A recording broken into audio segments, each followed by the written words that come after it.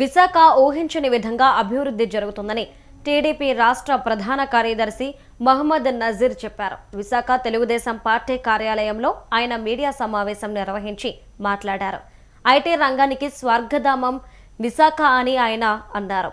ఇక సీఎం చంద్రబాబు, మంత్రి లోకేష్ చొరవతో దిగ్గజ ఐటీ సంస్థలు విశాఖకు వస్తున్నాయని చెప్పారు. నిన్నొక్కరోజే 9 సంస్థలకు శంకుస్థాపనలు జరిగాయని గుర్తు చేశారు.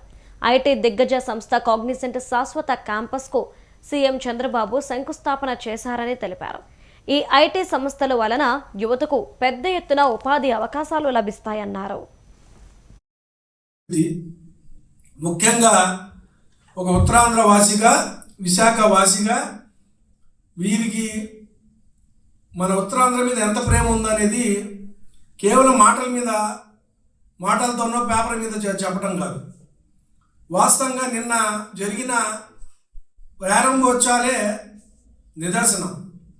నిన్న స్వయంగా రాష్ట్ర ముఖ్యమంత్రి వర్యులు మరియు ఐటీ శాఖ మంత్రి నారా లోకేష్ గారు వారిద్దరి నేతృత్వంలో అనేక ప్రపంచంలోనే పేరుగాంచిన కాగ్నిజెంట్ ఋషికొండలో ఐటీ పార్క్లో ఇప్పటికే ఒక ఫ్లోర్లో 1000 మంది ఉద్యోగస్తులతో నడుస్తుంది.